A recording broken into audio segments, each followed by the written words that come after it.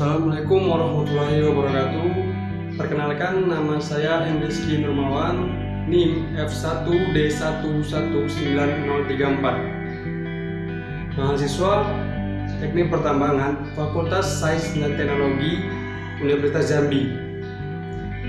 Pada video kali ini, saya akan mencoba menjelaskan tentang analisis proximat yang terkhusus pada bidang pertambangan. Pada bidang pertambangan, biasanya analisis ini digunakan untuk menganalisis kelayakan batu bara. Sebelum kita mengenal analisis proximat ini apa, kita harus tahu dulu apa itu batu bara. Batu bara adalah salah satu bahan bakar fosil. Pengertian umum dari batu bara adalah batuan sedimen yang dapat terbakar dan terbentuk dari endapan organik.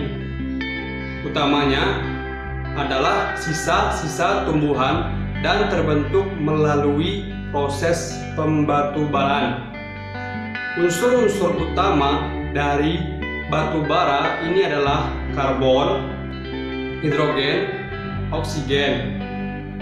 Batu bara juga adalah batuan organik yang memiliki sifat-sifat fisika dan kimia yang kompleks yang dapat ditemui dalam berbagai bentuk. Selanjutnya, kita harus tahu apa sih itu analisis proximat.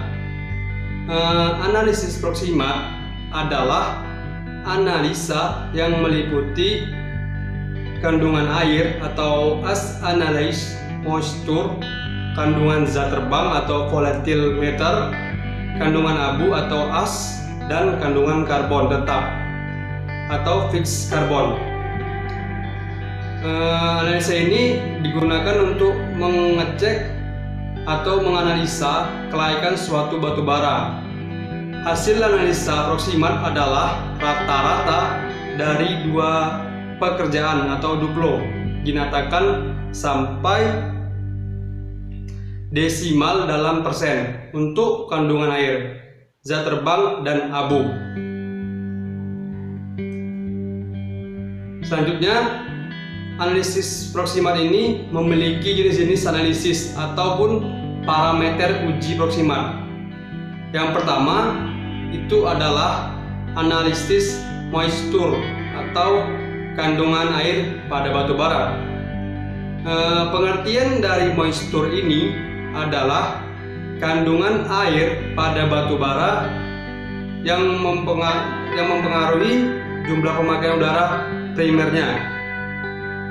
Pada batu bara dengan kandungan moisture yang tinggi akan membutuhkan udara primer lebih banyak guna mengeringkan batu bara tersebut pada suhu luar mil tetap. Yang selanjutnya adalah volatile matter atau zat terbang. Volatile matter ini merupakan presentasi zat terbang pada batu bara seperti H2, CO, metana, dan zat-zat yang mengembun seperti gas CO2 dan H2O. Kandungan volatile matter mempengaruhi kesempurnaan pembakaran dan intensitas api. Menurut Waterhouse pada tahun 1995, komposisi volatile matter yang dapat ditoleransi sebagai bahan bakar dengan batas minimum 40% bila tanpa bantuan minyak bumi. Tetapi bila dengan memakai sedikit minyak bumi, umumnya batas 35% juga dapat ditoleransikan. Sebagai contoh, dalam satu perusahaan pembangkit listrik memakai standar minimum 25% volatile matter, maka dinyatakan bahwa 23% volatile matter tidak terbakar. karena hanya masalah pada lower boiler loads atau beban ketel uap terendah menurun hingga 40. Yang selanjutnya adalah analisis abu atau as.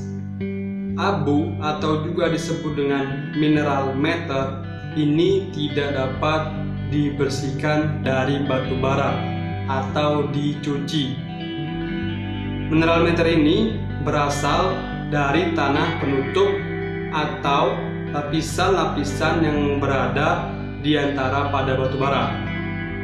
Abu ini merupakan kotoran yang ada pada saat pembentukan batu bara ataupun pada saat proses penambangan.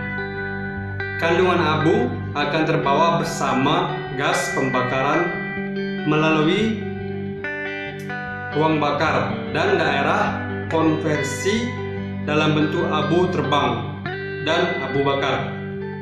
Semakin tinggi kandungan abu yang tergantung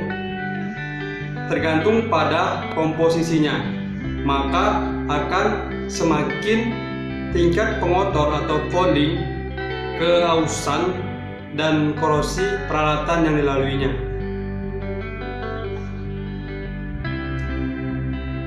Yang selanjutnya adalah analisis, yaitu karbon tetap atau fixed carbon. Fixed carbon atau karbon tetap merupakan karbon yang tertinggal setelah pendeterminasian zat terbang dengan adanya mengeluarkan zat terbang dan air pada batu bara, maka karbon tertambat secara otomatis. Karbon tetap menggambarkan sisa organik batu bara dan sedikit mengandung kimia, yaitu nitrogen, belerang, hidrogen, dan oksigen. Pada dasarnya, karbon tetap inilah yang dapat terbakar dan menghasilkan panas. Semakin tinggi fuel ratio, maka karbon yang tidak terbakar semakin banyak. Yang selanjutnya adalah nilai kalor. Nilai kalor merupakan panas yang dihasilkan pada saat pembakaran batu bara. Terdapat dua macam nilai kalor, yaitu yang pertama nilai kalor bersih yang merupakan nilai kalor pembakaran di mana semua air yang dihitung dalam bentuk gas. Dan yang kedua adalah nilai kalor kotor yang merupakan nilai kalor pembakaran di mana air dihitung dalam bentuk cair. Selanjutnya, setelah melakukan analisis, maka didapatkanlah rank kualitas batu bara. Berikut klasifikasi rank berdasarkan uji proximat. Yang pertama adalah gambut. Berikut ada foto, yaitu batu bara gambut dengan warna agak kecoklatan. Dan yang kedua adalah brown coal atau batu bara yang masih muda dengan warna agak keabu-abuan. Yang ketiga hard coal, yaitu berbentuk yang berwarna hitam gelap. Yang keempat yaitu adalah grafit. Grafit adalah rank tertinggi dari batu bara pada uji proximat.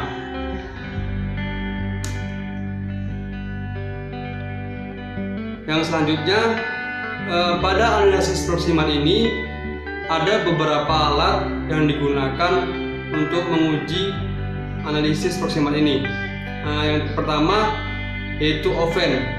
Oven di sini digunakan sebagai untuk pembakaran batu bara.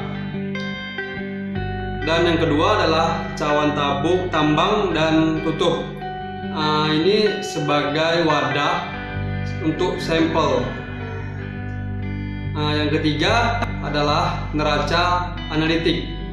Neraca analitik ini berguna untuk menimbang sampel atau contoh batu bara yang akan diuji. Yang keempat itu penjepit cawan. Penjepit cawan ini ya digunakan untuk menjepit cawan atau mengangkat cawan yang telah berisi sampel. Yang kelima, desikator. Dan yang selanjutnya adalah bahan, yaitu gas nitrogen. Dan selanjutnya adalah bahan yang ketujuh, yaitu tentu saja batu bara.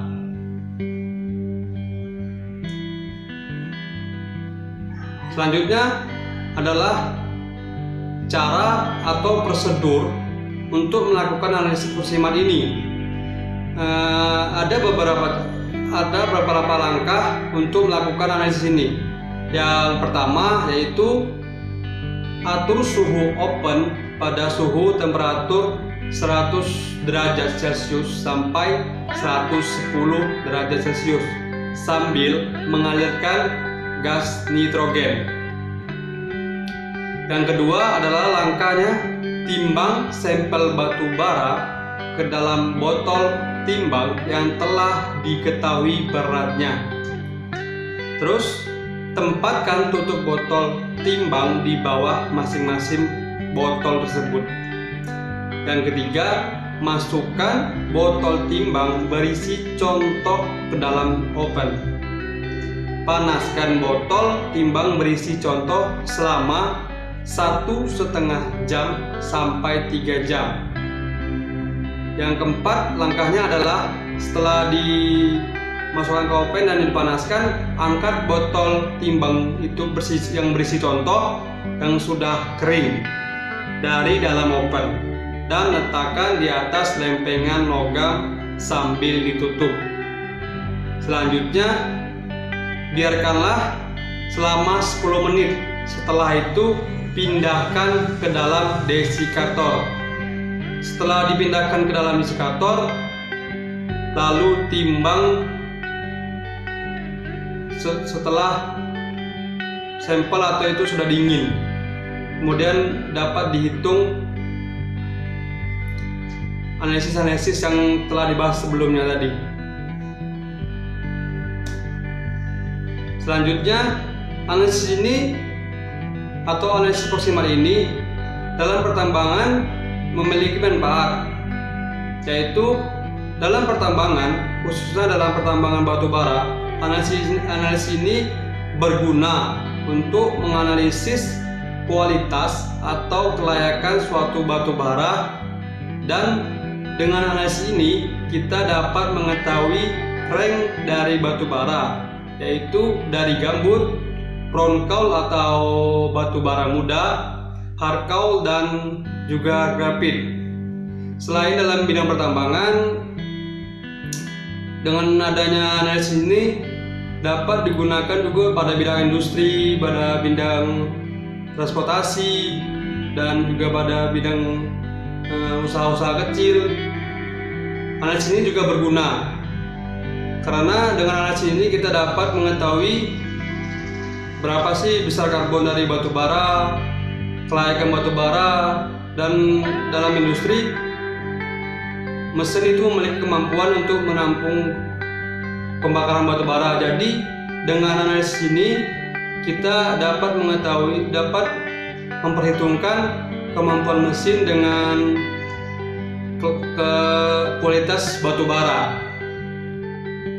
Sekian dari video saya. Jika ada salah perkataan atau perbuatan, saya mohon maaf sebesar-besarnya.